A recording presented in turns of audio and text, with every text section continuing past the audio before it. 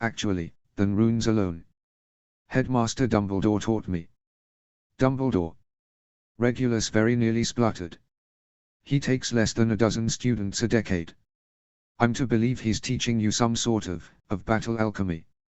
He teaches me all sorts of things, she said, honesty making her words even sweeter. His class is quite unstructured. Some days we just talk about whatever strikes our interest. Regulus went pale as his mind supplied a number of topics that the venerable light wizard might broach. No doubt he thought the headmaster was working to turn the black air against dark politics, at the least. She cheerfully twisted the knife a little deeper when she added soothingly, I'm not surprised you haven't come across runeless arrays, though, seeing as Dumbledore writes all his own textbooks. Sirius laughed lightly. Of course he does. Half the time, I'm pretty certain he only humors the rest of us by pretending to be bound by magic's typical limits. Rigel chuckled as well, much of her amusement derived from the apoplectic annoyance Regulus was trying and failing to suppress. You're right, Dad. I've caught him using wildly different wand movements for the same transfiguration. I think he's just having fun when he waves a wand. Great wizard, Dumbledore. Regulus opened his mouth to say something, then snapped it shut and turned on his heel to leave their presence. Rigel and Sirius met one another's eyes and both burst into guffaws that had people around them turning to stare. That was priceless, Sirius said, wiping his eyes with one hand and clutching his stomach with the other. Uncle Regulus makes it so easy, she said with an amused sigh. Do you think he's got the hint that I'm not worried about his approval yet? Sirius shook his head with a rueful smile. Reg means well. He just cares a little too much about the Black family legacy. His eyes took on a wistful gleam. Cares for it more than he does for the individuals it consists of, anyway. He shrugged off the pensive expression a moment later and made a show of looking around. Where's Harry, anyway? Don't tell me you lost your date already. Rigel grimaced. I've been looking for her, but I'm afraid we got separated when I was called onto the platform. She and her uncle spent a moment searching the great hall for a glimpse of Harry's sky-blue robes. Rigel saw Millie on the dance floor, Riley attempting to teach Tarul an approximate quadrille. Blaise was locked with a blushing abbot beneath a mistletoe-strewn branch, and Rigel turned away as the dark-skinned boy plucked a flower from the tree and tucked it into the girl's blonde hair. When she finally spotted Archie, it was with an internal groan of despair. He was talking to Rosier. Why, in the name of Godric Gryffindor, was he talking to Rosier? Found her, she said in a clipped voice. Great, Sirius said, not seeming terribly concerned. His eyes had found Professor McGonagall, who was suspiciously casting revealing charms at the punch bowl, and he waggled his brows as pure mischief took flight in his eyes. Think Minnie will agree to a dance? If she does, Uncle James will kneel in awe at your feet, she said dryly. Sirius puffed out his chest and said, challenge accepted. Hold my punch. He thrust a glass of red liquid at her and Rigel sighed. Seeing nowhere to put the cup down, she tossed the rest of the drink down her throat and pocketed it. A moment later, the flavor caught up with her and she blanched. What on earth had Sirius been drinking? The sharp, biting taste was like no potion she recognized, so she could only assume he'd spiked it with a common spirit of some kind. Rigel shook her head against the unpleasant sensation and swallowed the nausea back. That would teach her to drink anything after her uncle. Rigel set off toward where she'd seen Archie and Rosier near the orchestra, skirting the dance floor so she wouldn't collide with any of the dancers. She'd only made it halfway around when she was stopped by a frail hand on her elbow. Madame Marchbanks, dignified in a sober, high-collared robe of deep blue, had forestalled her.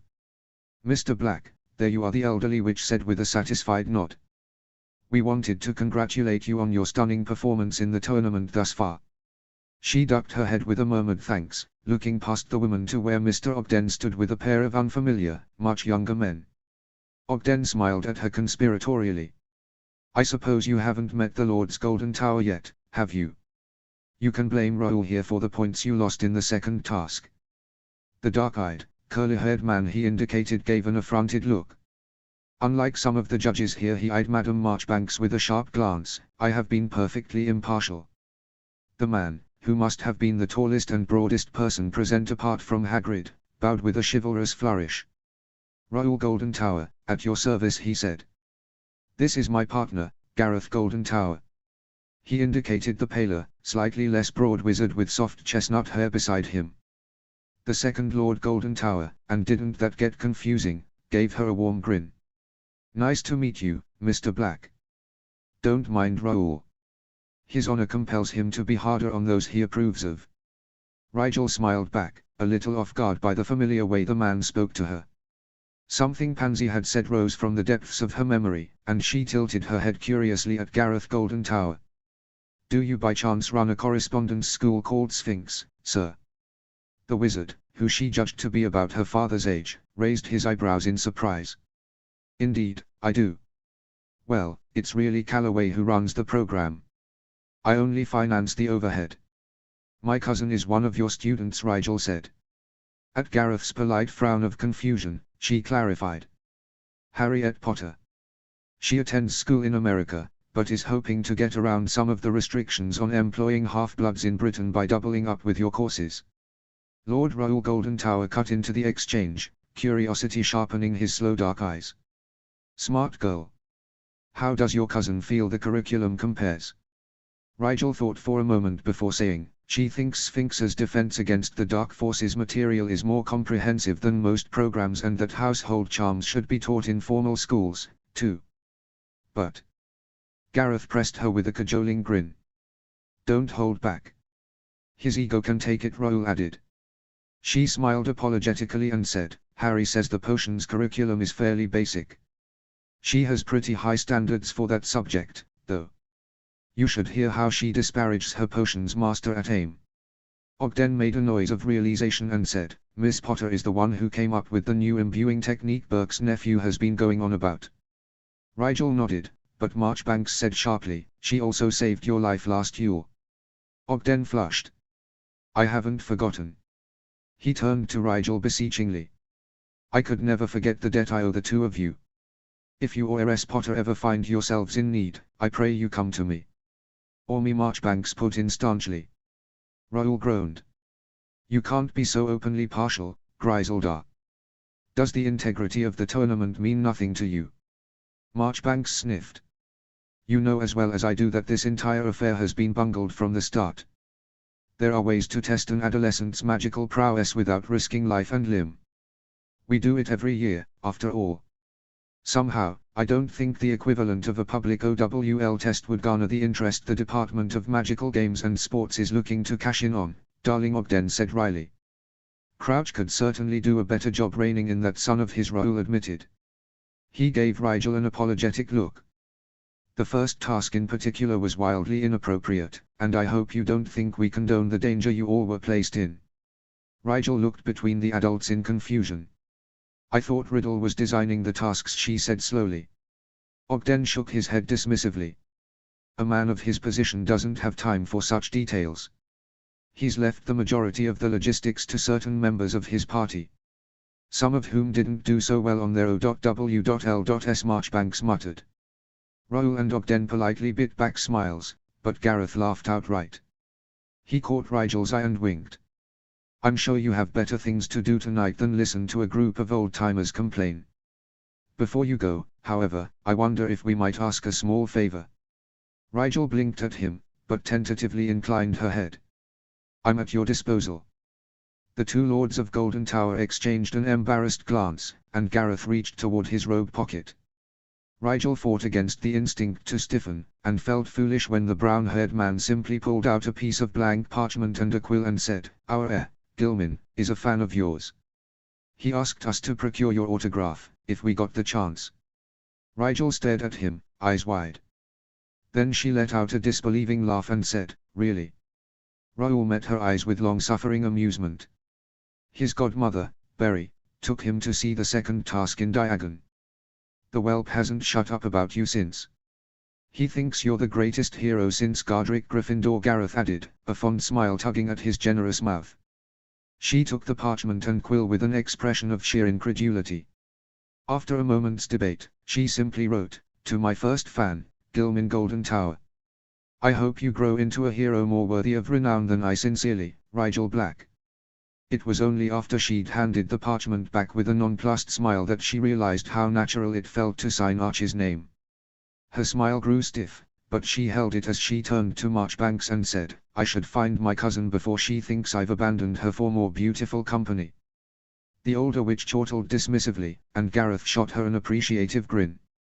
Rigel bowed and took her leave, determined to find Archie before she got sidetracked again. It wasn't that she didn't trust her cousin, only that she would feel no surprise to find Hogwarts had been set aflame in his wake. She searched the hall high and low for Archie, and as she neared the doors with increasing trepidation, she came across Ginny and Antiope sharing a sparkling glass of something pink near the entryway. "Lost something, Rigel?" Ginny asked tauntingly.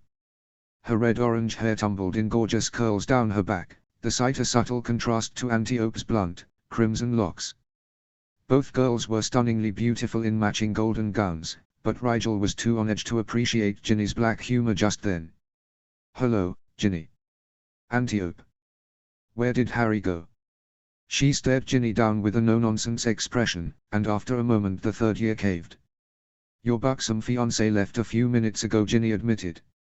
Her bright eyes flashed as she added, "Said she wanted to see a bit of Hogwarts while she had the chance." Rigel groaned under her breath. Of course Archie would want to see the school while he could. Why didn't she think of that? He was supposed to have attended Hogwarts, after all. It only made sense to take advantage of the one night he could walk the halls to cement a few convincing details in his mind. She muttered a hasty thanks and left the Yule Ball without a backwards glance, wishing she'd tucked the Marauder's map into her dress robes that evening. The entrance hall was deserted, the great doors leading out onto the lawn shut tight against the winter chill. She tried to imagine where she would go if she was Archie, and figured the dungeons probably wouldn't interest him. She headed up the stairs quickly, pausing at each landing to look down the main corridor, hoping Archie had the sense to not wander far from the central staircase. If he tried to take on the twisting side corridors or, Merlin forbid, the narrower, moving staircases in the upper levels, he could be lost for hours. On the third-floor landing, she caught sight of light spilling out onto the flagstones from a doorway and made her way down the corridor to find the iron gate door to the trophy room standing ajar. Rigel frowned and slowed her steps. Why would Archie be drawn to the trophy room of all places? He'd never been one for museums. She peered into the cavernous room and startled backwards almost at once. It wasn't Archie, it was Riddle. The man was standing with his back to the door, staring with arms clasped behind his waist at a shining plaque. He hadn't seen her, she knew he hadn't, and yet his voice drifted out into the corridor. "Haven't you learned it better than to listen at keyholes, Rigel?" Snape's theory was right, then, she thought with a sinking stomach, Riddle could identify her by proximity alone. When she hesitated, not really interested in having a one-on-one conversation with the man, he added, more quietly, "Shall I teach you that lesson again, then?" With a brief grimace, she slowly stepped around the doorway and into the room proper. "Reminiscing doesn't seem your style," she commented. He raised an eyebrow. "Do you imagine you know me so well?" She glanced at the plaque he'd been staring at, his own, of course, and for special services to the school no less. Knowing what he'd gotten the award for, she felt her mood sour further. Riddle noticed, and he tutted chidingly. "What reason have the young to be so embittered? You should be downstairs, enjoying your youth with folly." "I've seen where youth's folly can take one," she said sharply, still eyeing the brightly polished award. "Besides," she added, finally looking back at Riddle, whose face had gone carefully blank. "Thanks to you, I've more pressing concerns than my youth." "I'm sure I don't know what you mean. You've won your spot in the final stage of the tournament. You have nothing to worry over until the new year." He put a hand to his breast and affected a hurt expression. "Why, I orchestrated this entire, frivolous event, or my people did, at any rate. You should be thanking me." "Thanking him? Surely," the man jested. Rigel stared at him with open incredulity. "I heard your prejudiced pet project passed committee," she said baldly. "How convenient for you, that it will probably be put to vote before the tournament ends." Riddle smiled slyly. "My plans are proceeding apace, yes. Thank you for your concern." "I'm concerned for the world, not for you," she said, disgust riding into her tone. "I'm trying to save the world." Rigel scoffed. "Yes, I know. Save our world, right? Riddle's eyes grew cold at her dismissive return. No, Rigel. You don't know. Without this law, our world as you know it will fade to nothing within the next generation. You should be helping me, not undermining the tournament's messaging at every opportunity. Rigel dearly wished to reject his words as so much political smoke. Something about the vehement cast to his sneer gave her pause, however. He truly believed what he was saying. She cautiously took his bait. How is your bigoted legislation going to make anything about the world better? She challenged. All it's going to do is consolidate power where it already exists and marginalize Muggleborns further by denying them the opportunity to even marry into established wizarding families. The plight of the Mudbloods can wait, Riddle snapped. Ours cannot. He looked as though he wanted to say more, but he didn't.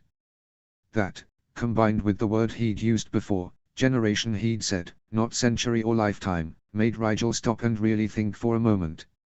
A horrible suspicion took root, and she immediately wished she had walked out the door when she had the chance. No, she breathed, repulsion taking the sound from her denial. Not even you could be so. Rigel couldn't finish the sentence. Looking into Riddle's eyes, the truth slapped her in the face. It was utterly counterintuitive, but wouldn't that be just like him? He, who sickened the children of his own supporters in order to increase their political power. He, who found profound purpose in the repudiation of his own past. He, who tore to the fore the one student in all of Hogwarts who wanted most to slide into the shadows. I'm sure I don't know what you're mumbling about, Riddle said, turning his gaze away as though her suspicions were nothing worth considering. Riddle was a predator, though, and she'd never known him to look away from his prey. He was trying to dispel her confidence so she'd drop the subject. It was too late. In a moment of awful clarity, the whole of it had come to her awareness unbidden. Still, she wished it wasn't true. Tell me you aren't trying to preserve your twisted party ideals and stop the rate of population decline. She gazed at him in wide-eyed accusation. There was a sick feeling in her stomach and she could feel the sweat beading on the back on her neck. His sharp eyes swung back around to meet her own, and lurking behind the warning there was a sort of mild surprise, as though he hadn't really expected her to figure it out. You are, she said dully. Do your supporters even know? Riddle's face was blank as he retreated inward to calculate a response, no doubt attempting to come up with a way to spin her discovery. In the long run, those in doubt will thank me. We've tried it their way for too long. Encouraged same-sex relations, pushed witches to have children younger, longer, nothing works. The blood is now its own poison. We must take half-bloods into the fold. Not Muggleborns, though, Rigel said sharply. Why not? The data suggests that merging pure bloodlines with the newest possible blood will result in the least likelihood of the fate. Riddle actually smirked at her. Don't be ridiculous. Even I could not convince the old families to go that far. So you'll just leave Muggleborns out of your new world order? She couldn't say she was surprised. Unless our society expands the genetic pool and procreates without the delay that forcing the traditionalists so far from their worldview would inevitably trigger, well, there won't be a wizarding world for the Mudbloods to stumble into one day, will there? Riddle's tone was utterly condescending, as though she were being tiresome, suggesting that something like equality or common decency should get in the way of his grand design. Rigel dropped her gaze to the floor, disgust at his methods warring with the truths Hermione had recently confirmed. It was insidious, yet in retrospect so obvious an idea that she was stunned it hadn't been proposed sooner. The concept of imposing dictatorial limitations on who people could and couldn't marry was a hideous violation of free will, and of course it would end up consolidating pure blood power into the old families while at once strengthening the lines, if it worked, but, wizarding families are dying out. Magical children are falling victim to the fate. What if he's right and wrong? Shaken, she couldn't move when Riddle leaned closer to her and said softly, I'm doing this to save us all, Rigel. Won't you help me? She didn't know what to think. She needed space to sort through everything, time to re-evaluate what she wanted to do. Her instinct was to mistrust what Riddle was saying simply because it was Riddle. Just because an evil man said something, however, didn't make it untrue. If he said the sky was blue, she wouldn't call it orange just to spite him. Still, she would be a fool to believe him outright, after all the careless manipulation she'd witnessed from his hand. Rigel stepped backwards, putting space between them, and said, "There has to be another way. Just because you haven't found it, doesn't mean it isn't there. Wishing such a path to exist won't make it so," Riddle reproved. "Taking the path most convenient to you isn't any better," she said, lifting her head to allow him to see the stubborn set to her expression. "You do what you think is best, and I'll do the same. If the world is saved, great. If not, at least it won't be because nobody tried." Riddle scowled down at her, clearly unamused with the turn the conversation had taken. "Rigel, don't be a fool." "Good evening, Mr. Riddle," she said firmly. Without waiting for him to respond, she left him there in the trophy room, amidst the reminders of a boyhood that, to her eyes, still lingered in the man in spite of his attempts to deny it. She descended the stairs blindly, not truly paying any attention to where she was going, and her feet carried her past the great hall, where the party was evidently still in full swing. By the time she found herself in the dungeons, she realized she had no intention of going back up there, no matter how rude it was to abandon a gathering that was, in some ways, meant to celebrate her. Rigel slowed her steps as the cool, dungeon air seeped into her bones. There was something calming about the still, somewhat damp atmosphere, and peaceful thoughts of the dungeons inevitably turned her mind to thoughts of potions. With a jolt of surprise, she realized she'd completely forgotten to give Snape his Yule present. All thoughts of Riddle and the party receded to the back of her mind as it latched onto something she could do that very moment. Somehow, her intention to find the time for Snape's present had been lost in the maelstrom that was the third task and its aftermath. With a smile of anticipation tugging at the corner of her mouth, she turned away from the main corridor and into the maze that made up the dungeons proper. "He'll be so surprised," she thought with a small sense of satisfaction. -0. SSSSSS. -0. Severus paced the length of the great hall with a not unanticipated sense of annoyed resignation fueling his steps. As expected, his colleagues were too busy socializing to pay any mind to exactly what their charges got up to. It fell to him to patrol the shadowy corners of the hall, all the while suspecting Hagrid of intentionally giving the hormone-laden beasts the perfect cover for mischief. He rounded a garishly strewn tree of gold and orange to find not plastered indecently against a Hufflepuff whose father assuredly did not know his son was stepping out with a Slytherin. Severus cleared his throat sharply and not, attuned to the noise after 4 years in his house, broke for air with a sharp gasp. "Professor Snape." "Ah, we were just." "Spare me the pathetic splutters of your false explanations, Mr. Knott," he hissed. "Unless you wish me to send happy solicitations to your parents, I will not catch either of you again this night." Smith flushed a violent red and began to stammer a panicky plea that Knott cut off with a none too subtle stamp of his foot against the stockier boy's ankle. "Yes, Professor Snape," Knott said firmly. "Won't happen again." He jerked his chin toward the edge of the tree and the boys fled. He took a deep breath in a futile attempt to calm his irritation before following them back into the crowd. If he was being honest, and he always strove to be with himself, if no one else, Severus could admit a large portion of his annoyance had nothing to do with the rambunctious improprieties of his students. He'd been, not looking forward to, precisely, but certainly amenable to the opportunity to speak with Potter about what progress she'd made toward the completion of her portable healing kit. Severus had a number of theories he needed to run by the young potioneer, only to find the chit had morphed into some nightmarish product of adolescent insecurity for the evening. If he was the chit's father, she'd not dare leave the house in that get-up. With a sneer, Severus shook his head sharply. No matter. He would speak to the girl when she was in a more academic frame of mind. He knew well the idiocy of youth. As he veered for the next tree position too close to the edge of the hall, a frisson of discomfort along his spine alerted him that one of his wards had just been tripped. He froze, turning his mind to discovering which one, and identified it almost at once as the entry ward for his personal laboratory. With a growl that sent nearby students scurrying away with apologies dripping from their lips, he rounded toward the exit. Severus might have known, with so many alumni on the grounds that evening, that the sanctity of his workspaces would be at risk. No doubt some former Gryffindor hoped to gain a small revenge for petty grievances past. Guests and students alike slid out of his way automatically as they caught his eye, but it was still a frustratingly slow slog toward the entrance hall.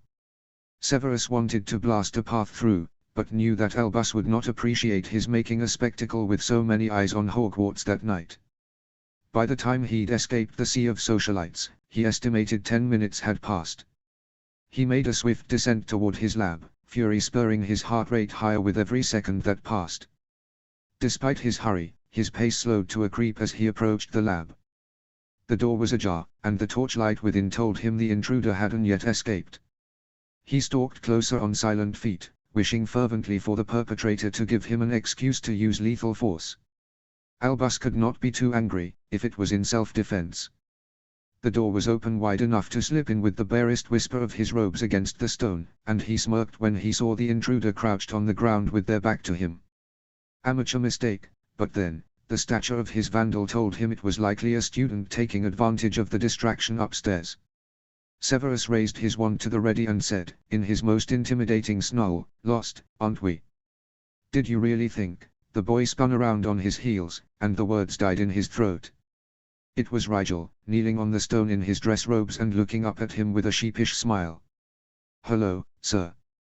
I suppose the wards gave me away, huh?" The boy looked wrinkled, but content. "What are you doing?" he bit out after taking a moment to holster his wand. Rigel was holding a piece of chalk, and he'd scribbled several rows of runes across the floor of his lab. Rigel looked back at his work, added a couple of lines to the last rune, then pocketed the chalk and drew his wand instead, saying, "Xylem gave me the idea." Once his mind had reviewed the words and confirmed his hearing, he pointed out, "Xylem Lestrange hates you." "Well, he told Harry and Harry told me," Rigel admitted. "They're sort of friends." The boy's nose scrunched and he shook his head. "No, that doesn't work. They have an understanding, I guess. Anyway, do you like it?" Severus raised his eyebrows, a pointedly blank look on his face, and Rigel flushed lightly. "Oh, right. Hold on, sir." He turned back to the runes and began to cast slowly, a chant-like spell that caused the runes to glow white. The floor of his lab began to ripple, and he felt it buckle slightly beneath his feet. Severus locked his knees in place until the spell had finished and the runes dissolved. The floor did not reassert itself fully, however. With a frown, he tapped down on it with his foot and encountered a springy give that seemed to mold itself around his boot. He took several steps and his frown receded. It was not uncomfortable. At his silence, Rigel began to babble again, dusting off his hands carelessly. "I wanted to thank you for everything you've done for me this term. You tried really hard to prepare me for the tasks, and I didn't make it easy on you." Severus snorted. Rigel grimaced and said, "I was a brat, all right. And thank you for teaching me free brewing. I mean, I know this isn't close to equal value for your lessons, but, thanks." "Happy Yule, sir." Severus stared down at the child. Rigel looked back at him earnestly, chalk smudged across his cheek and nervous anticipation in his gaze. "Thank you," he said slowly. This was very thoughtful. He did not, as a rule, accept gifts from students. Usually it was little more than a transparent attempt to bribe his favor. This, however, Rigel had taken time to adapt the idea, no doubt researched the necessary runes and spells, and attempted to surprise him with the gesture. He was unavoidably moved and reminded why it was that, even when Rigel was being bullheaded and deliberately obtuse, he would bend over backwards to see him succeed. Rigel was, without question, deserving of everything he could give the boy and more. -0. HP. -0. The rest of the night was a blur. She remembered stopping by the Slytherin common room to collect Tree Slider and her trunk before Snape escorted her back to the Great Hall, an oddly embarrassed expression on his face all the while. She remembered the relief at finally finding Archie talking cheerfully to Professor McGonagall about Ames' transfiguration curriculum. After that it wasn't long before Sirius had found them both and asked if they were ready to go. Many of the guests had begun trickling out of the castle toward the apparition point, and she was all too happy to join them. It was late when they dropped Archie at Potter Place, and she hoped her cousin changed out of those robes and wiped off his makeup before James got off duty and confronted him about it. They would switch back tomorrow, and she was better at handling her father's ire than Archie was. If he went straight to bed, he could put off the lecture until the next day. She dropped into Archie's bed as soon as she had deposited Tree Slider with serious other snakes for the night, not bothering to take off more than her shoes. The next morning, Harry was up with the sun. With a sleepy yawn, she mentally asked Dom to switch over to their pyramid mindscape. With the echo of his affirmation in her ears, she chose a pair of Archie's more comfortable jeans and a jumper to don before jogging downstairs. After leaving a note for Sirius saying Archie had gone to Potter Place, she snagged an apple off the counter and flew over. Archie wasn't awake yet, but Addie was. The 18-month-old girl toddled her way across the kitchen under Lily's feet and squealed in delight when Harry ran into an invisible, waist-high barrier across the doorway and nearly fell on her face. "Archie! You're up early," Lily said. She waved her wand and the barrier changed to a soft blue color so Harry could see to climb over it. "Sorry about the baby gate. She wanders into everything these days." Harry shrugged, and hugged Lily quickly before answering Addie's insistently tugging fists. She swung the redhead up into her arms and bussed the cute kid on the forehead.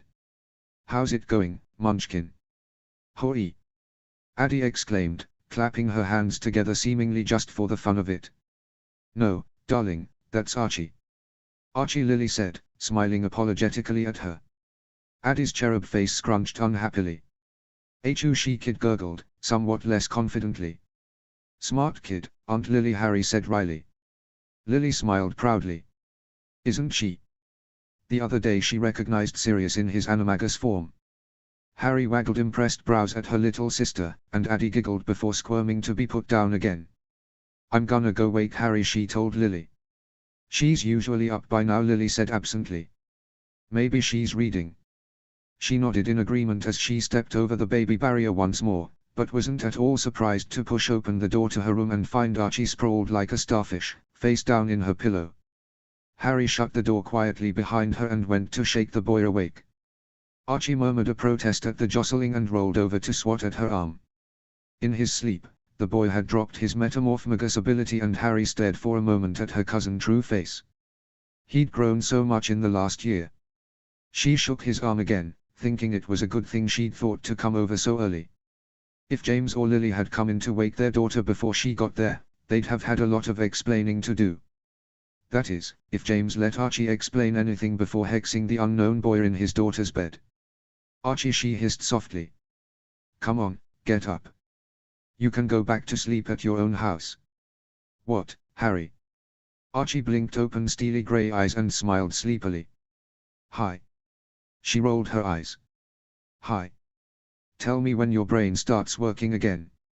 Harry got off the end of the bed and crossed to her chest of drawers to pick out her clothes for the day. She was going to get out of the house and take a break from everything, so she chose warm layers and dug her winter coat out of the closet. She shrugged off Archie's sweater so he could wear it back to his house and paused in slipping her own shirt on at the strangled sound from the bed. She cut her eyes over to Archie with an unimpressed look. "If you can handle altering my bust size to fit into an entirely inappropriate cocktail dress, then I think you can handle me in my undershirt, cause." Archie's ears were red and he coughed uncomfortably. "Yes, in retrospect my imitation was a bit off," he said, glancing embarrassedly at her androgynous torso and away again. "Still," he said, injecting a cheerful note in his voice, "I think you'll have a few new offers for your hand after last night." "That's not a good thing," she told him, scowling as she shrugged first a long-sleeve shirt, then a warm jumper on over her tank top. Archie shrugged and closed his eyes for a moment. His features rippled and slid into a perfect mirror of her own, and when he opened his eyes he abandoned her oversized pajama shirt and dragged the sweater she'd shucked over his own head. She'd changed into her own trousers while he morphed, and Archie slid his pale legs into the discarded jeans with an ungraceful hop that revealed how sleepy he still was. Harry was lacing up her boots when Archie said, "Don't forget your contacts." With a sigh of resignation, she fished a key out of her underwear drawer and opened the box on her bedside table.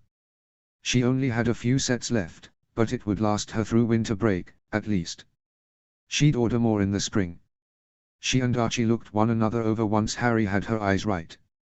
Archie had done a good job matching Harry's newly shorn hairstyle, and she allowed him to lengthen her hair with a quick charm so that it would at least approximate what he'd achieved with his updo the night before. With nods of mutual approval, they both made their way downstairs. "When are we going to take the you-know-what?" Archie asked. She grinned at him. Whenever you like. Not today, though. I'm going into Diagon. Tomorrow night. Archie suggested quietly. That'll give us enough time to start pretending to be ill. Good call, she agreed.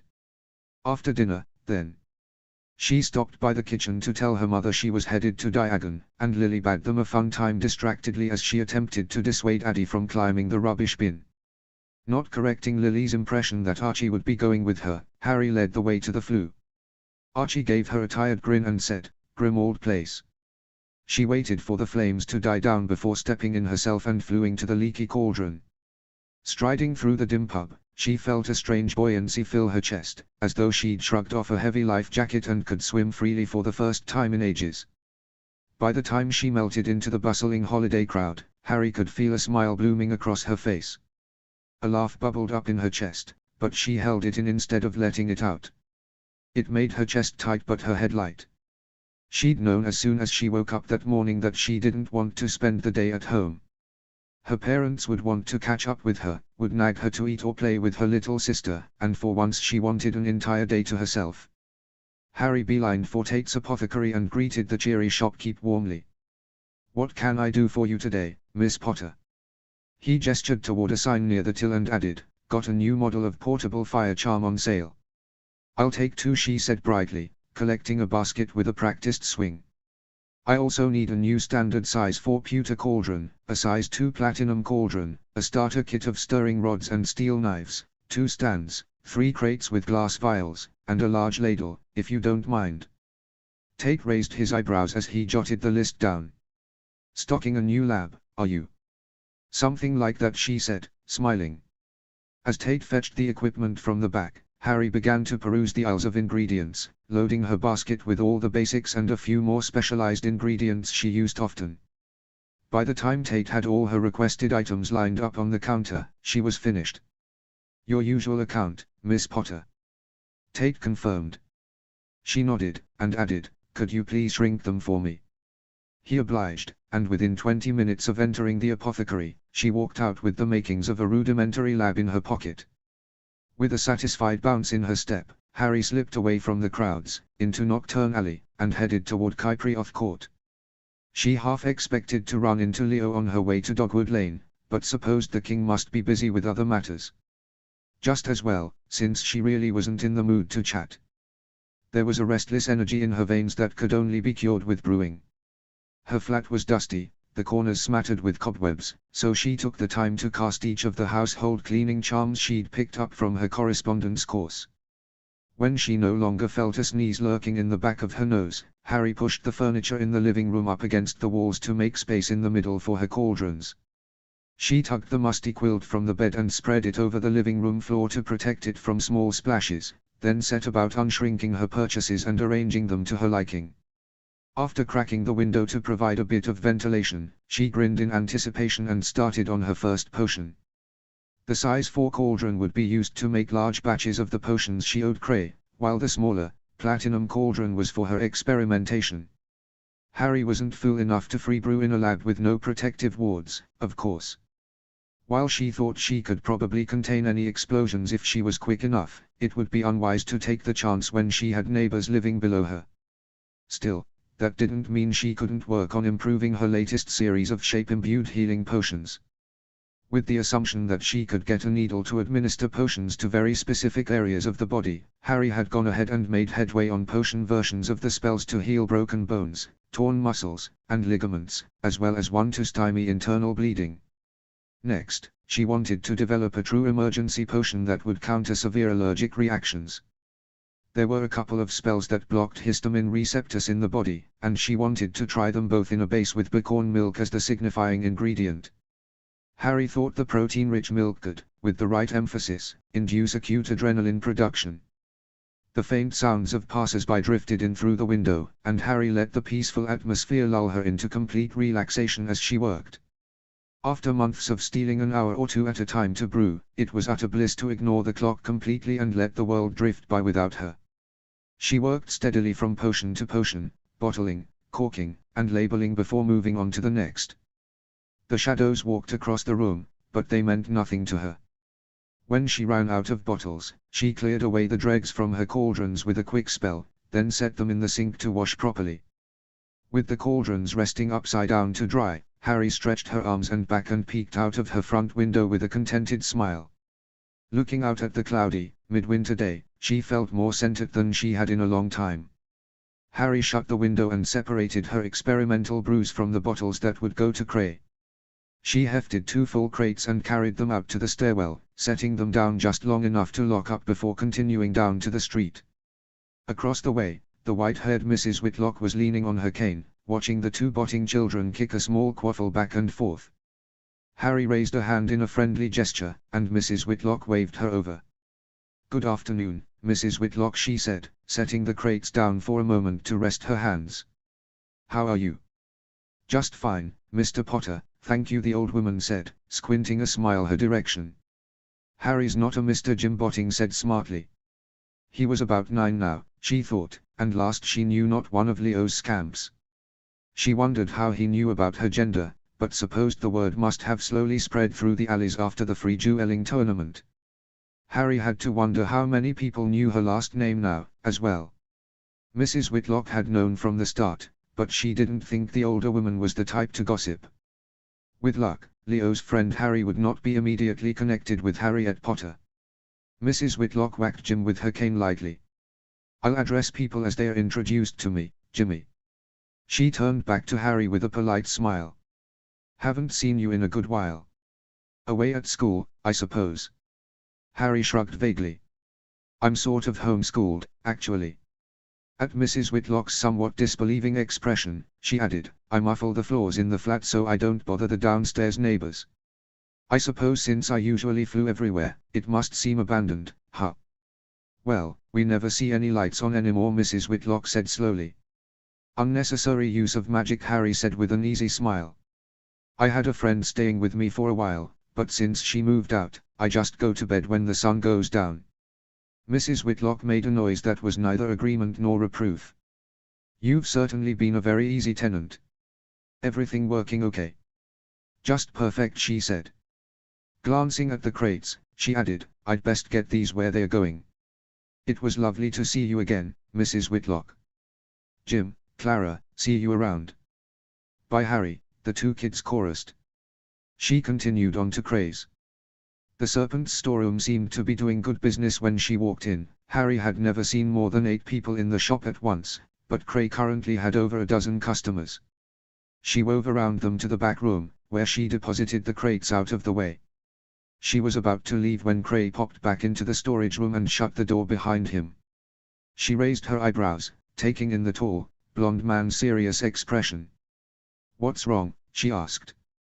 He clenched his jaw before answering, and the scar along his neck jumped erratically. "There's been some trouble, kid. People are looking for you." Harry frowned. "What kind of people?" "Why, the bad kind," Cray said impatiently. "I've been threatened twice, once by mail and then last month some punk defaced my front window. Someone wants to know real bad which of my bros can manage Potter's shaped imbuing method." She sucked in a concerned breath.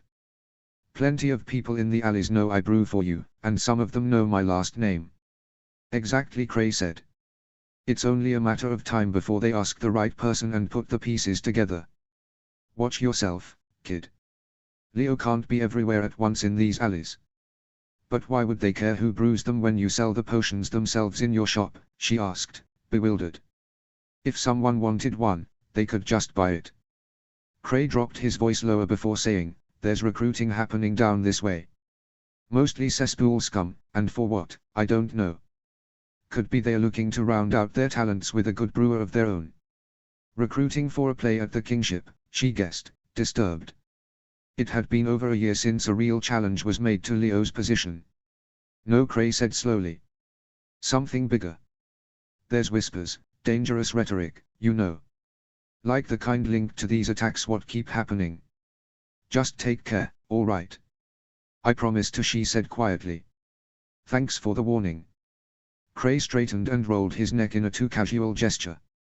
"Can't go losing my best brewer when she's just started outclassing all the rest, can I?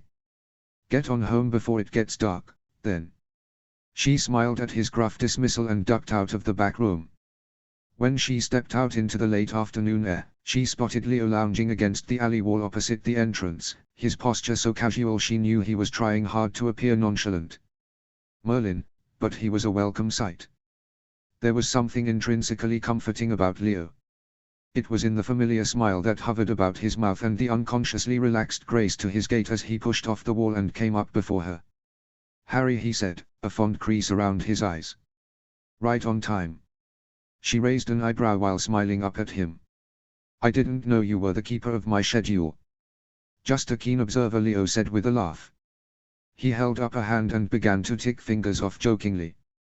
"Let's see, first day of winter break, a restless Harry who suddenly has too much free time, and late enough in the afternoon to allow the completion of a handful of potions. Yep, that adds up to you being at the Serpent's storeroom at this exact moment in time." She shoved him for his presumption, but couldn't deny that he was exactly right. "So I'm predictable," she said, lifting her chin haughtily. "Maybe you should find a less boring friend." "Boring, no," Leo said as they set off walking toward Diagon. "How was your first term?" She shrugged. "Busy. A bit stressful. I just have too many projects going at once, I think." Leo shot her a knowing look. "And how many of the projects did you bring home with you?" Harry ducked her head in acknowledgement. "One or two, or a few." He laughed at her, but it wasn't censorious. Leo never was. "How have things been here?" she asked, craze warnings fresh in her ears. "Pretty good," he said cheerfully. "The tournament up at Hogwarts has been great for business. They put one of the observation mirrors here for the second and third tasks, and my pickpockets made out like princes. Of course, it was lucrative for the shops and stalls in the main alley as well. Tithes are going to be good this year." Harry kept her voice light as she asked, "Did you get a chance to watch the third task?" Leo hummed. "I bit. I notice you taught your cousin a few things. He was wicked fast." Harry grinned. "I tried, at least, when he came back from the Americas this past summer. He didn't take to the knife, though." "A shame," Leo said, chuckling. "That would have been a thing to see, a nobleman wielding a knife like a common tramp on a worldwide stage. I almost wish he had." "You're not angry at me for passing on your teachings," she said, just to make sure. Leo shook his head. "It's your skill now to do what you want with. I can't exactly patent hard work, can I? Anyway, I'm glad the boy's doing well, for your sake. I know it would kill you to see him hurt." "Thanks," she said, her mood dipping a little. "I'll be glad when the final task is over." "Might get to see that one in person," Leo said. "I gather it's to be a grand sort of spectacle, and one of our troops got the contract with the Ministry in exchange for the damage that occurred during the World Cup." "That's great," she forced herself to say, even while thinking it was anything but. "Won't it be dangerous for you to go, though? The Aurors might be looking for the elusive King of Thieves, and it'll be suspicious if my dad, who knows you as the son of the Older Master, notices the strange deference your people show you." Leo waved an unconcerned hand. "You may not know it, but I'm a fair hand at disguise. My people know better than to identify me so publicly, too. It'll take more than the Ministry's usual security precautions to catch me." His grin was infectious, and she found herself smiling back. It was so easy with Leo. Why couldn't it be like that with Draco? By all rights, it should be similarly awkward between her and the tan boy walking beside her. It wasn't, though. Maybe it was the distance, she thought. Space and time could bring equilibrium to anything. Whatever the reason, she was grateful. She didn't know what she'd do without Leo. He was a fixture in her life, a strangely solid constant in a mercurial world that was otherwise defined by temporary truths in a perpetual state of change. -0. HP. -0. The following evening found Archie and Harry competing for the Best Sickness Acting Award. Both were well practiced in deception by now, and it was with some amusement that they attempted to one-up one another over dinner. Archie was pale, and a sheen of sweat beaded on his brow. He picked at his food and every so often grimaced and averted his eyes, as though the very sight of the green bean casserole was making him nauseated. In retaliation, Harry was somewhat flushed, her fringe sticking to her forehead damply and her eyes deliberately unfocused as she stared dully ahead with seemingly no care for her empty plate at all. With a worried look between the two of them, Lily set down her fork and said, "Archie, Harry, are you all right? You both look ready to collapse." Harry turned her head slowly toward her mother, blinking lethargically. "What, Mum?" Lily put out a hand to feel Harry's forehead and tsked under her breath. "You're burning up, dear. Do you feel sick?" She nodded pitifully. Sirius, who was next to Archie, felt his own son's head with a frown. "This one doesn't have much of a fever, but he's clammy as anything." "I was clammy earlier," Harry said, keeping her throat constricted so her voice came out rough. "Do you feel kind of achy, Arch?" Archie groaned. "Very. Don't tell me it gets worse." "What did you give me? Some American virus?" Harry gave a weak glare, as though she hadn't the energy to be truly annoyed. "There was a bug going around school a couple of weeks ago." She looked apologetically around the table. "I hope I didn't give it to everyone." "That's rather fast-acting," Remus commented with a frown. James was already leaning away from her sharply. "I can't afford to get sick right before the holidays. Sorry, kids, but you both need to go to bed right now. Lily will bring you some soup later." Lily raised an eyebrow at James and huffed. "I will I? What if I get sick and pass it to Addie, then?" "I'll bring the broth," Sirius volunteered quickly. "Maybe Harry should stay with me," then Archie said slowly. "I've already got it, so we can quarantine ourselves from Addie." Lily looked grateful at such thoughtfulness, but hesitated. "Will you be able to look after them both, Sirius?" "Just leave it to me," Sirius said, tapping his fork against the table to emphasize his words. "I'll have them hearty and hale in no time." Archie smiled at his father, then swayed in his seat suddenly. Sirius reached out a hand to steady him and said, "Let's get you home, sport." "No soup tonight, Dad," Archie moaned as he took his feet slowly. "I don't think I can stomach anything." "Drink lots of water, though," Lily said. "And take a fever reducer before you fall asleep." Harry nodded, then winced and clutched her head as though the act had pained her. "I have some in my kit," she said. She pushed back from the table and made her way gingerly toward the stairs. When she was out of sight, she picked up the pace and rummaged in her potions kit quickly to find the bottles of Animagus Revelation along with 2 vials of spit-soaked mandrake leaves. She pocketed all 4 and grabbed a couple of fever reducers to carry in her hands. When she reached the flue, Sirius was waiting for her. "Archie's already gone through," he said, sympathy in his eyes. "Go carefully, now." She held the bottles in her hands tight against her sides, keeping the ones in her pockets from moving too much as she flued. Archie was waiting for her on the other side. He shot her a mischievous grin that quickly morphed into a pained grimace as Sirius followed Harry through the grate. "Harry, you still have spare pajamas here, right?" Sirius asked. He shooed the two of them up the stairs like a fretting nursemaid. She nodded and smiled weakly. "Always. Thanks for letting me stay, Sirius." Of course," Sirius said.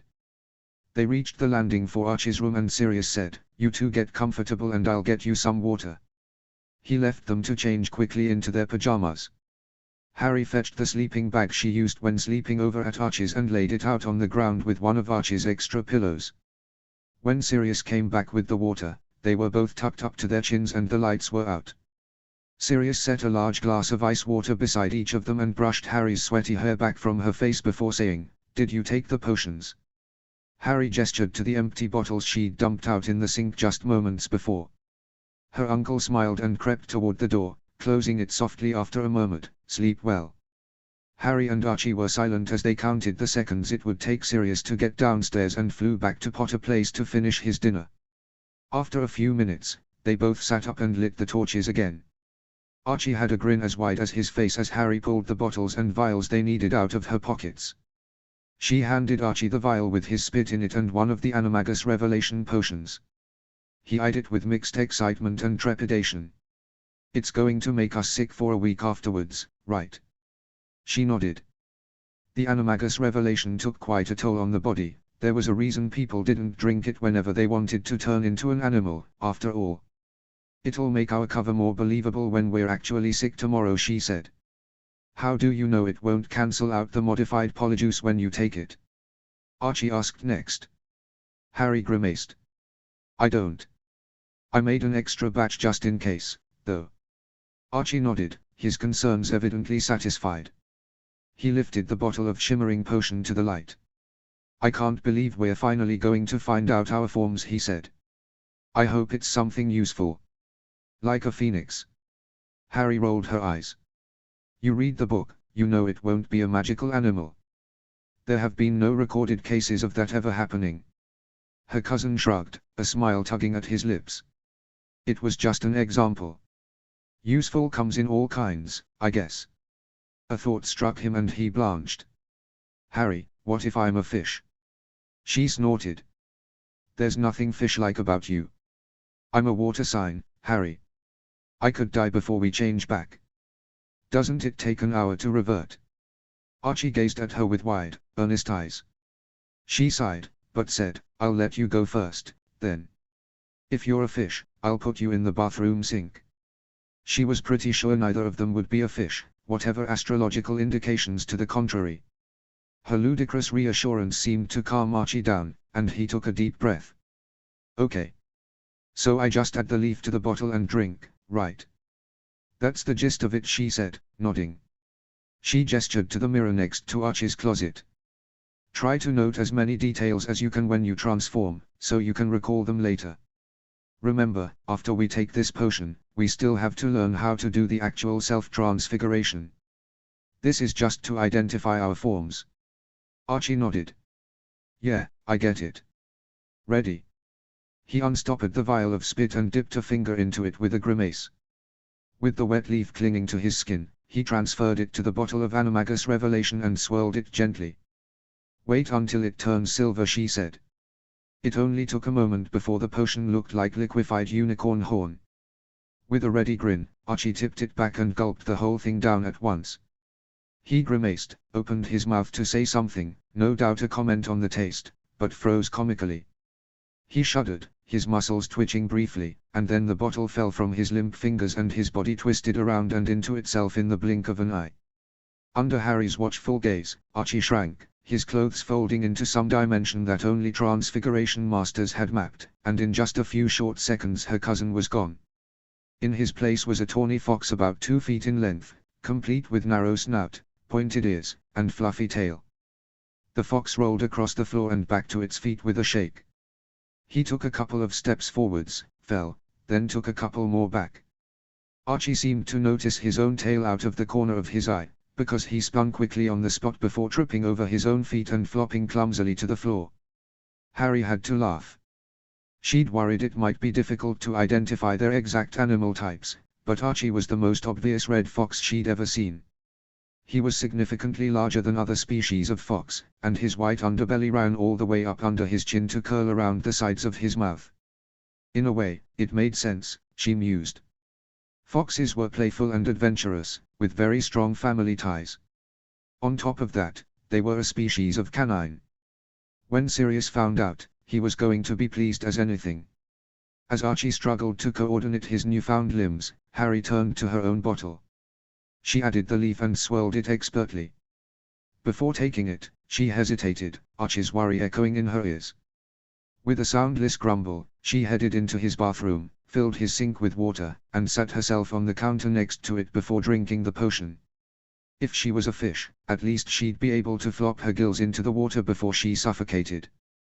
The sensation was utterly dizzying, and Rigel had to close her eyes against the vertigo as an experience not unlike Polyjuice potion racked her body.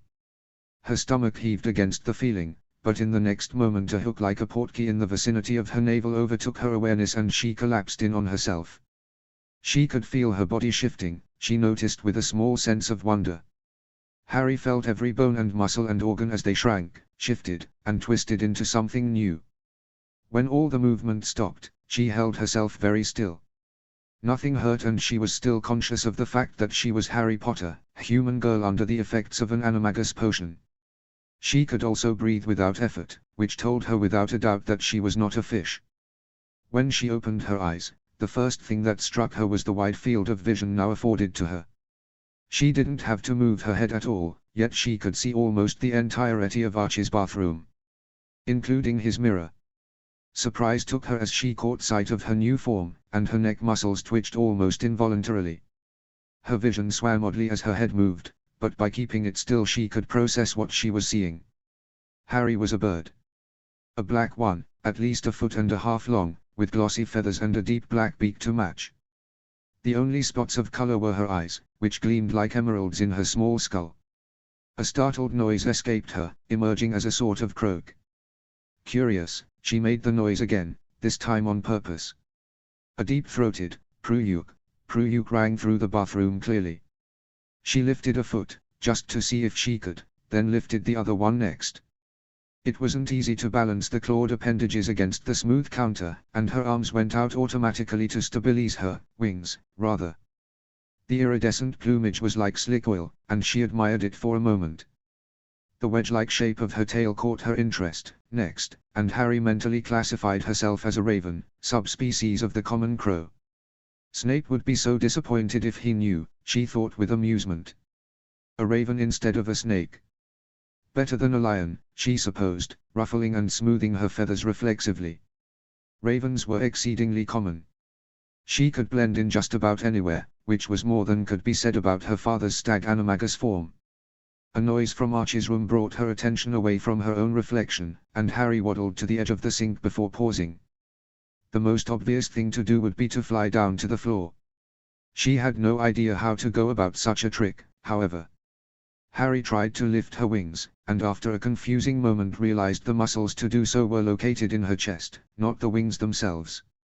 With a few minutes of experimentation, she was able to isolate the muscles and draw her wings out to their full breadth.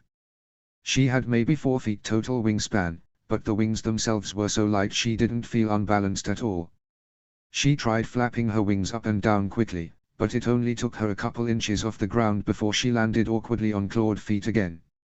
Harry peeked over the edge of the sink and wondered if she ought to jump or not. How did birds do it? She crouched down, pretty sure she'd seen birds do so before taking off. With a powerful beat of her wings, she tipped forward off the edge of the sink, and fell, plummeting to the ground as the air streamed between her feathers. Harry rolled to her feet with an irritated twitch of her head. So much for animal instincts. She toddled toward the door, awkwardly holding her wings out as she wasn't sure how to tuck them back into place properly. Archie was preening in front of his closet mirror, picking up his paws one at a time and every so often emitting a high-pitched yip that was almost a bark. Harry croaked to get his attention and the fox spun around instantly, a growl on his lips. Archie tucked his sharp teeth away a moment later, as his human mind caught up with him, but it didn't stop Harry from letting out a caw of alarm. They stared at one another. It occurred to Harry that foxes sometimes ate birds, but after a moment Archie's tongue lolled out and he rolled on his back with a very foxy-like grin, showing his white underbelly. Harry relaxed, her feathers soothed back into place, and she cocked her head at the fox in inquisition. Archie took to his feet again in answer and proceeded to prance about the room on all fours. Her cousin had gained an admirable amount of control over his limbs in such a short amount of time. Harry watching him with amusement before attempting to flap herself into the air once more. She rose a couple of inches, then landed again. Archie released a series of yips she was pretty sure counted as a laugh, and she clicked her beak at him in retaliation. They didn't have forever in their current shapes, so she and Archie both set about learning as much about the feel of their animagus forms as possible. Harry desperately wanted to figure out how to fly, but the exact mechanics of it weren't intuitive at all. Eventually, she realized she needed to keep her feathers close together to prevent the air from simply escaping between them. Somehow, she still wasn't getting enough force to take her into the air, however. Focused only on her new shape, Harry didn't realize how much time had passed until Archie barked agitatedly to get her attention and pointed his muzzle at the clock on the wall. It had been an hour and a half. Harry felt her heart sink as she realized they had far exceeded the advertised amount of time the animagus revelation should have afforded them. She tried to remember what it felt like to be human.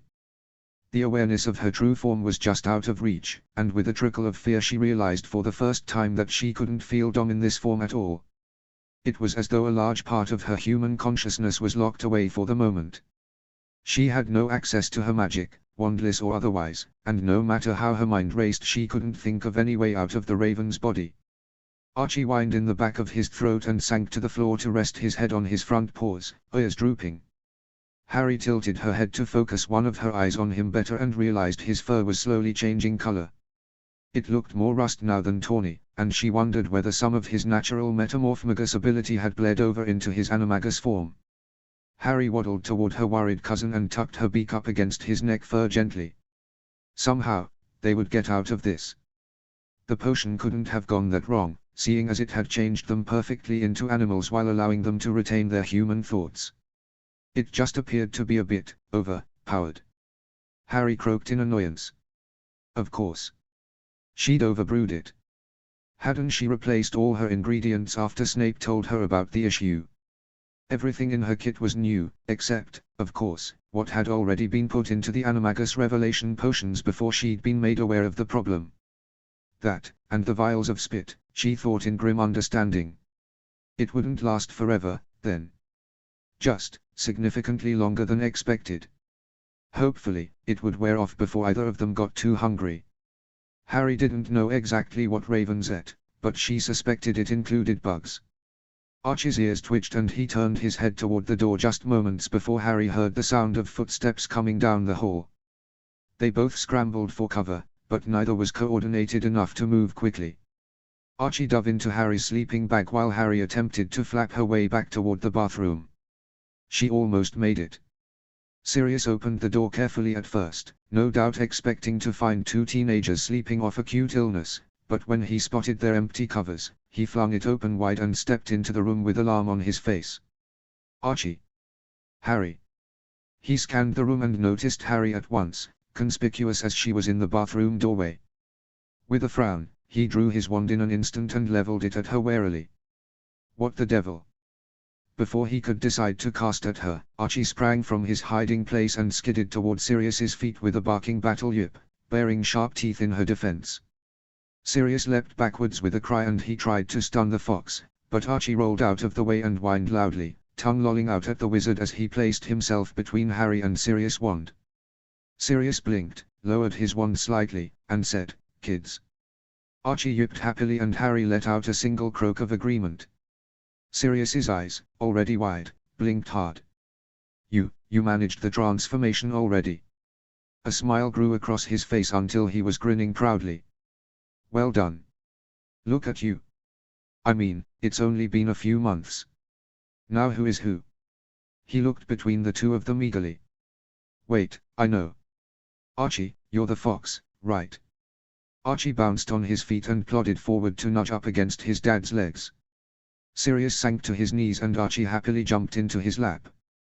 The wizard laughed and ran his hands gently over the fox's sunset-colored fur. "Do you know what this means? We can go running together, Arch. Wait until James finds out, and Harry. I might have guessed you'd be a bird, always one to observe from afar before that endless curiosity drew you in.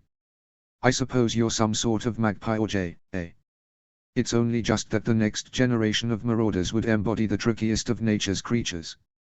After another minute of looking over their animal forms and making various exclamations, Sirius said, "Well, turn back then, and tell me how you managed it so quickly." Archie began to whine again, his ears pulling back, and Harry ducked her beak into her wing embarrassedly. Sirius narrowed his eyes, looking back and forth between them. "Don't tell me you haven't learned to turn back yet." Archie jumped out of his lap and over to where his empty potions bottle lay on its side. He nudged it with his nose and yipped. Sirius let out a sudden laugh, throwing his head back in merciless delight. "Oh, I see. You haven't learned it at all yet, you've only taken the revelation potion." He shook his head at their downtrodden postures and laughed again. "Serves you right, not waiting like I told you to. I suppose you're stuck for now. You know, a crueler man than me would leave you to sit it out." Harry tried to make a noise of supplication, but the Pruyuk just sounded agitated. She flapped her wings restlessly and rose half a foot before dropping back to the ground. Sirius snorted. "You might want to read up on bird mechanics, Harry. You look like a duckling with two broken wings." She ruffled her feathers in annoyance, but had to concede that she would be doing just that, if she ever regained her human shape. Sirius raised his wand again with a sigh and said, I suppose I can't torture you too long, seeing as I did promise Lily to look after you.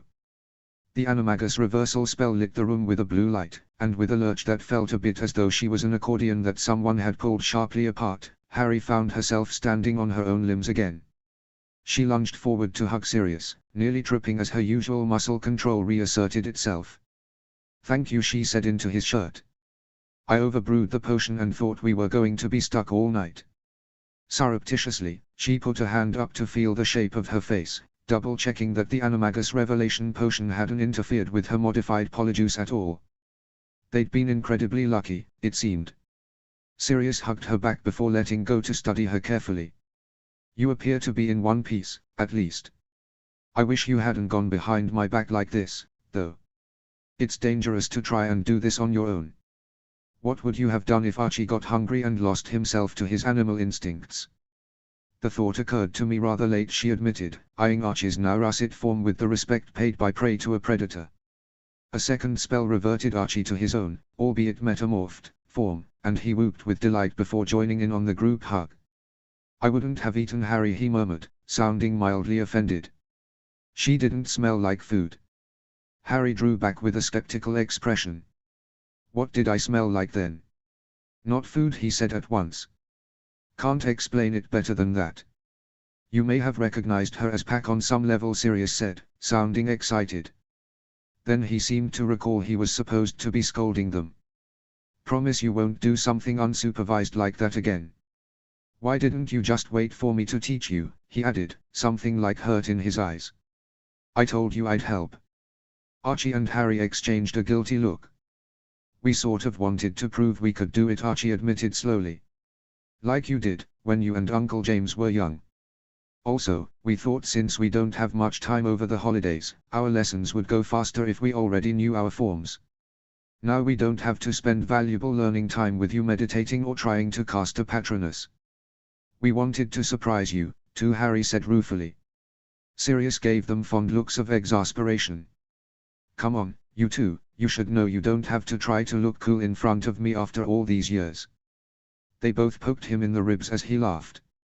But seriously, are you going to tell the other adults? Harry asked. She had a feeling Remus hadn't changed his mind since the last time they'd brought it up to him, and Lily would almost certainly be furious that they'd taken such an unnecessary risk, on top of lying about being sick in order to do it. Would that be a very serious thing to do? Her uncle asked, waggling his eyebrows.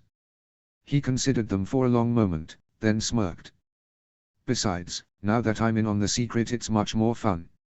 I can't wait to see the look on their faces when you really achieve it, but until then, well, it might be better to present the facts as fait accompli. Ask forgiveness, not permission, Archie agreed, grinning in relief. Sirius pulled them into a hug again. Oh, how can I be mad when you turned out exactly how I always wanted? Harry and Archie both had to smile at that. It was quintessentially Sirius to be more proud of the mischief behind an act than upset by the trouble it caused. They were lucky to be raised by a man so understanding and supportive, who encouraged their flight even as he guarded against their fall. -0. HP. -0. Once she and Archie recovered from the truly miserable sickness the aftermath of the animagus revelation potion inflicted on them, the holidays passed quicker than she wished. Days danced off the calendar in dizzying pirouettes of potions, animagus study, and time with her family. With Lily now working independently from home, she saw a lot more of her mother on those days when she didn't venture into the alleys. Lily also used her home lab more frequently, which meant Harry stuck to the makeshift lab in number 8, Dogwood Lane, when she wanted a prolonged period of uninterrupted brewing.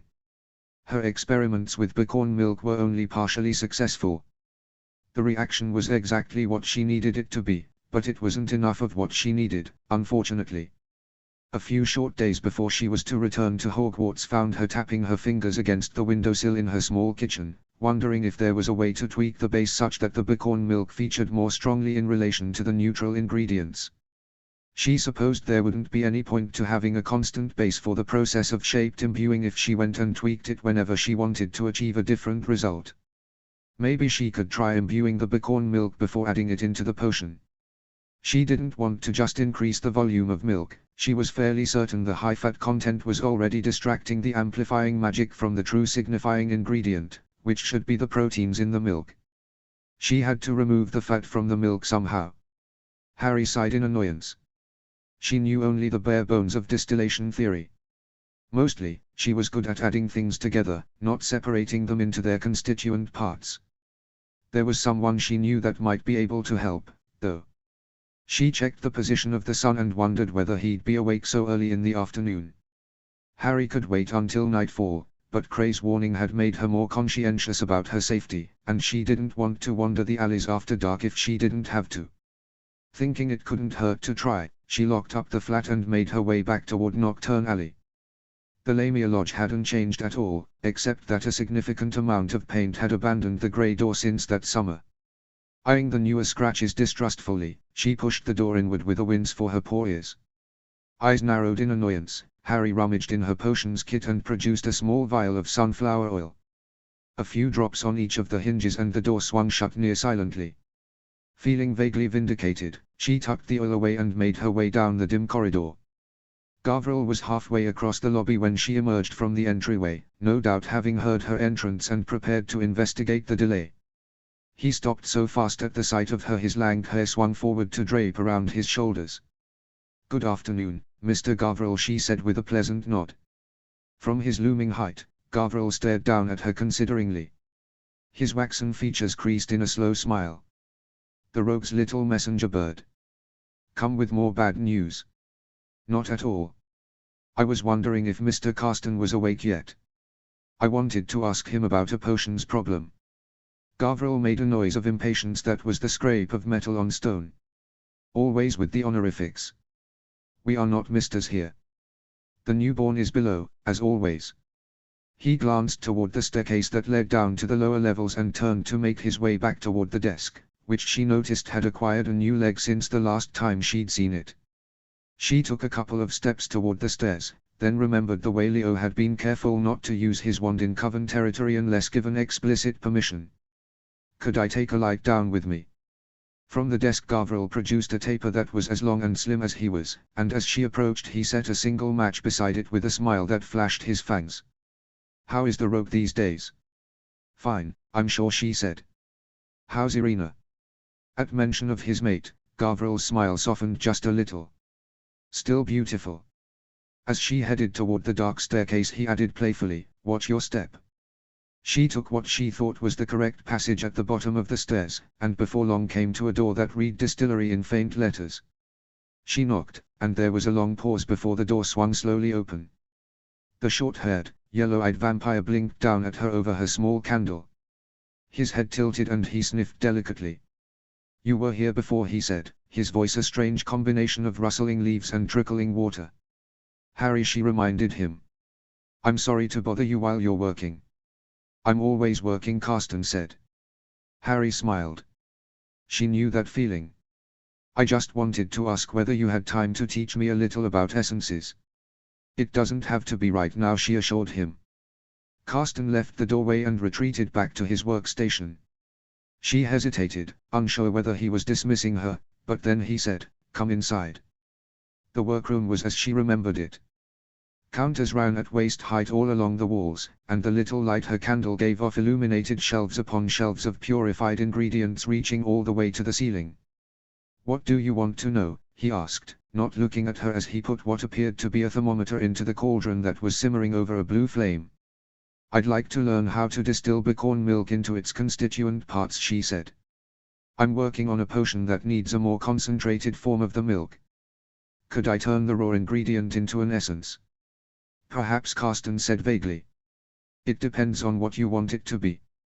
Milk is simple to separate, but the quiddity of the substance you're searching for will determine what kind of a separation is required." Harry was quite sure she had no idea what he was talking about. "Quiddity," she repeated, hoping her confused tone would encourage a more elaborate explanation. Carsten's voice was impatient as he said, "Quiddity, yes. That which a thing is in itself, which is to say, that which, without it, it would not be." "Okay," she said, only slightly more enlightened. "Well, I basically want the proteins from the bicorn milk, but not the fat." The vampire hummed in understanding. You want the dry matter. Removing the fat will be easy. Once it is gone, heat and salt will decouple the water from the proteins you need. With some encouragement, you'll have an essence in no time. Harry was heartened to hear that, though some of what he said was over her head. Can you teach me how? His yellow eyes caught the light of the candle as he glanced over at her. Yes. She smiled. Thank you. I can pay for your time, of course. Money is meaningless, he said, uninterested. Oh. Well, what would be not meaningless, then, she asked. Carsten seemed to think it over while slowly stirring the cauldron before him. Finally, he said, there is a shop in Diagon. It is only open while the sun is up. She waited for him to continue, but he fell silent. Patiently, she said, I could go there before it closes. Do you need something they sell? I need a snake, he said. A snake? Of course he did. I can get you a snake. Which one? I also need an easel. Harry blinked. Okay. Is it a pet shop? Yes. The snake must be an elapid. Carsten hesitated before adding, that's a family of snakes. She nodded. Tropical and subtropical, right. Elapids included cobras and crays, and as far as she knew all of them were venomous. Are you still working mainly with toxins? Carsten shook his head, paused, then nodded instead. Partly. I am interested in antisea at present. Like antivenins. Harry guessed. Antivenins, antitoxins, and more, Carsten agreed. His voice began to pick up speed as he explained. Sometimes the essence of one thing is an antiserum to another. Quite fascinating, isn't it?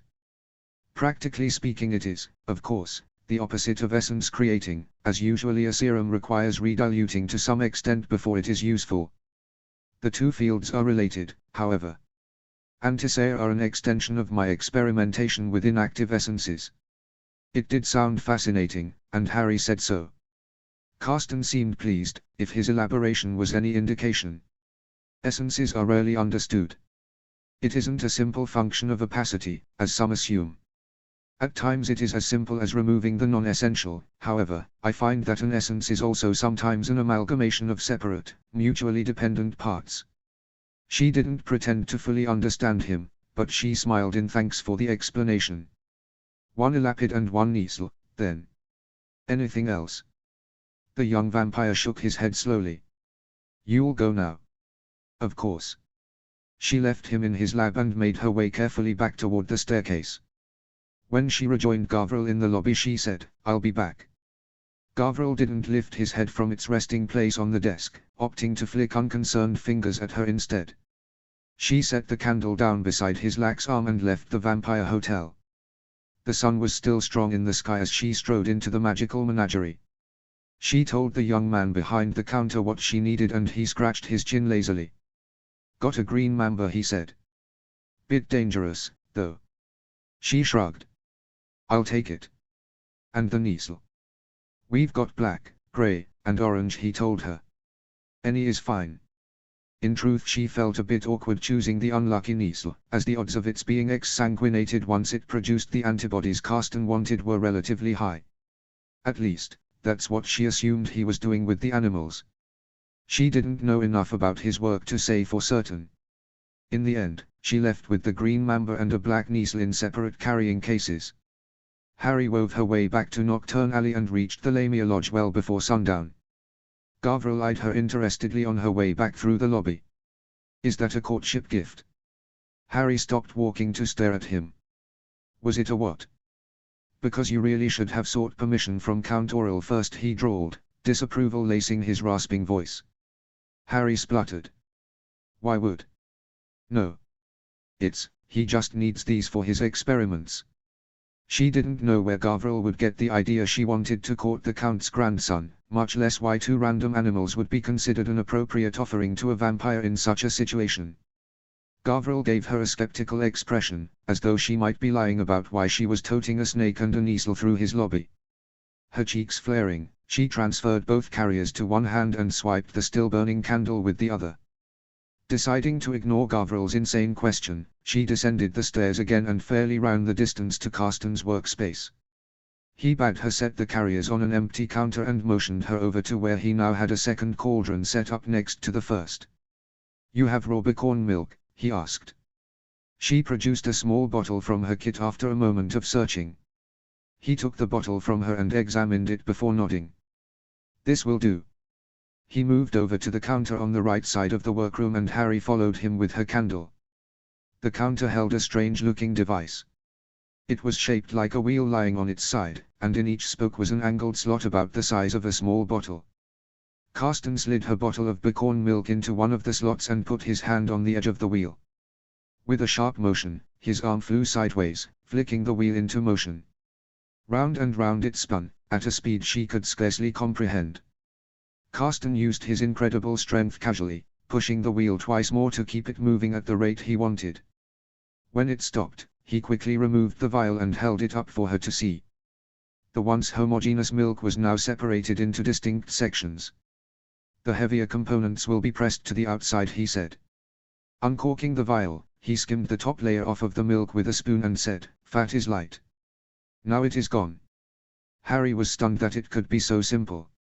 She didn't know where Carsten had obtained such a spinning device, but she supposed she could find a spell to do the same basic function for her. Carsten wasn't finished yet, however. He poured the remaining milk into the cauldron and took a pinch of something from a pouch at his waist, tossing it into the small cauldron as well and adjusting the portable fire charm to his satisfaction. "Salt," she guessed. He nodded. "The proteins are not truly dissolved in the water, only bonded to it. The salt will disrupt those bonds. The heat will encourage them to abandon the bonds altogether, and the water will eventually evaporate. What is left is the essence you need." Harry smiled, knowing she could recreate Carsten's methods herself with a bit of practice. If the concentrated pecan protein worked, that would be one more potion for her portable healing kit. While they waited for the water to evaporate, Harry said curiously, "If you don't mind me asking, how long have you been doing this?" Carsten's yellow eyes seemed to flicker in the candlelight. "I have been studying essences for 60 years, 50 of which I have spent as a member of the undead." Seeing as he didn't look much older than 20, she supposed he'd become interested in the subject as a teenager. "Are you really Count Aurel's grandson?" she asked. She had heard the Count was hundreds of years old. It didn't seem possible. Her fellow potioneer rolled his shoulders uncomfortably. "The Count is a distant ancestor of mine. It is easier to call him grandfather than to count how many greats our true relation reflects. He does not make a practice of turning all of his descendants," he added before she could ask. "Why he chose me, when I had several older siblings more conventionally talented and sociable, I've never been able to discern." She wondered whether it had happened suddenly, or with his permission. Carsten didn't seem fully at ease with the subject, though, so she let her questions fade into the back of her mind. Sometimes it does little good to ask why things happen. Better to focus on what to do once they have, she suggested quietly. Carsten hummed his agreement. "I've found my purpose. I don't want for more in this life." Harry was hit with an acute, irrational bolt of envy. What she wouldn't give to be left to brew whatever she wanted, whenever she wanted. Could there be a more perfect existence? In the wake of that longing came the bittersweet knowledge that such a life was beyond her, for the time being. Someday, but then, it didn't do to dwell on someday and ignore the now, did it? Soon there was nothing left in the cauldron but a kind of damp paste. Carsten scraped it into a vial for her and said, "Any more and it might burn. Will this suffice?" She grinned. "We'll find out when I try it in the potion tomorrow." "Thank you, Carsten." The vampire rolled a shoulder in a motion that she was coming to associate with some slight embarrassment. "Come back if you find another essence you need." "I will," she promised, more than pleased with the day's work. Harry took her newly acquired essence and left the lab. She was drifting somewhat absent-mindedly up the stairs when she heard a voice that made her pause and listen. It wasn't that she recognized the voice, in fact, she doubted she'd ever heard it before, rather that the tone of it was so out of place in the Lamia Lodge as to be remarkable in itself. "Demand to see the Count this time," the man was saying fiercely. It was Irina who answered. The Count only entertains humans when he's hungry. Are you volunteering? An outraged huff preceded the man, warning, "My master will hear of this insolence. When the time comes for the oppressed peoples of the world to take their rightful place, you'll be out in the cold." Gavril let out an amused chuckle. "Mortals fear the cold, not we. And if you stay a while, I don't think you'll find us oppressed at all," Irina added, dark promise thrumming through her words. "In fact, we can be quite unrestrained when the mood takes us."